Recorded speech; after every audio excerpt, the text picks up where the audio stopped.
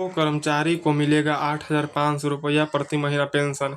EPS pension में हुआ ऐतिहासिक इजाफा, सरकार ने दी मंजूरी। हम आज के इस वीडियो के माध्यम से ईपीएफ पेंशन बढ़ी, अब हर महीने मिलेंगे 8,500 रुपया। इसके बारे में पूरी खबर जानेंगे। तो मंथली पेंशन फॉर एम्प्लॉय के बारे में पूरी जानकारी जानने के लिए वीडियो पर अंत तक बने रहिए। सरकार ने हाल ही में ईपीएस 95 एम्प्लॉय पेंशन स्कीम के तहत पेंशन राशि में ऐतिहासिक बढ़ोतरी की घोषणा की है, जिससे देश भर के लाखों प्राइवेट सेक्टर कर्मचारियों को राहत मिलने वाली है। अब न्यूनतम मासिक पेंशन 8,500 रुपया तय कर दी गई है, जो पहले केवल 1,000 रुपया थी।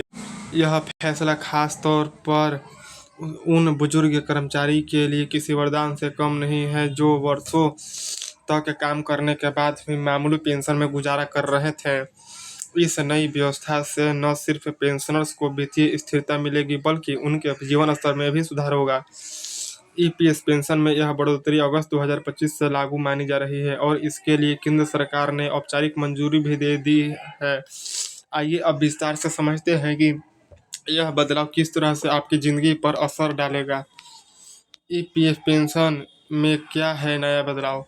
सरकार ने ईपीएस 95 स्कीम के तहत मासिक न्यूनतम पेंशन को 1,000 रुपये से बढ़ाकर 8,500 रुपया कर दिया है। यह फैसला लंबे समय से पेंशनर्स द्वारा की जा रही मांग और आंदोलन के बाद आया है। न्यूनतम पेंशन राशि 8,500 प्रति माह। लाभार्थी की संख्या लगभग 23 लाख से अधिक। ईपीएस 95 पेंशनधारी। लागू होने की तारीख अगस्त 2025 से पूरे देश में लागू। वित्तीय बोझ, सरकार और ईपीएफओ मिलकर वहन करेंगे अतिरिक्त लागत। किसे मिलेगा इसका लाभ? इस योजना का लाभ उन सभी कर्मचारी को मिलेगा जिन्होंने ईपीएस 95 के तहत 10 साल या उससे अधिक समय तक नौकरी की हो, जो सेवानिवृत्त हो चुके हैं। लाभार्थी की पात्रता: ईपीएस 95 के तहत रजिस्टर्ड होना आवश्यक, कम से कम 10 साल की सेवा पूरी हो चुकी हो, रिटायरमेंट की न्यूनतम आयु सीमा पूरी हो चुकी हो, सामान्यतः 58 वर्ष, ईपीएफओ के साथ पेंशन क्लेम फॉर्म सबमिट किया गया हो। रियल लाइफ उदाहरण कैसे बदली जिंदगी, चलिए जानते हैं। रियल लाइफ: रामपाल वर्मा, जो कि कानपुर में एक प्राइवेट फैक्ट्री में 28 साल तक काम कर चुके हैं, उन्हें पहले मात्र 1,1100 रुपये की पेंशन मिलती थी। इस पैसे से दवाइयाँ और घर का राशन चलाना बहुत मुश्किल हो गया था, लेकिन अब 8,500 रुपये मिलने से वे अपने खर्चों को आसानी से मैनेज कर पा रहे हैं। उनका कहना है कि सरकार ने हमारी सुन ली, अब जिंदगी में थोड़ी राहत मिली है। और देखिए, ईपीएफ पेंशन बढ़ाने के पीछे की वजह: महंगाई से भारी इजाफा। 1,000 रुपये की पेंशन मौजूदा दौर में बहुत ही कम है। महंगाई की वित्तीय सुरक्षा: रिटायरमेंट के बाद आय का एकमात्र स्रोत पेंशन होता है। लगातार हो रहे आंदोलन: ईपीएस 95 पेंशनर्स ने लंबे समय से इस वृद्धि की मांग की थी। सामाजिक न्याय का सवाल: 20 से 30 साल तक नौकरी करने वाले को सम्मानजनक पेंशन देना आवश्यक है। ईपीएफ पेंशन में वृद्धि का असर बिंदु: न्यूनतम मासिक पेंशन पहले की स्थिति में 1,000 रुपये दिया जाता था, अब 8,500 रुपया। औसत पेंशनर्स का जीवन स्तर: पहले कठिनाई था, लेकिन अब बेहतर जीवन शैली हो चुका है। सरकारी सब्सिडी पहले सीमित था, लेकिन केंद्र सरकार के द्वारा अधिक सहायता अब दिया जा रहा है। बुजुर्गों का मनोबल गिरा हुआ था, लेकिन अब आत्मविश्वास में वृद्धि हो चुका है। आंदोलन विरुद्ध प्रदर्शन लगातार जारी था, लेकिन अब सकारात्मक प्रतिक्रिया आ रहा है।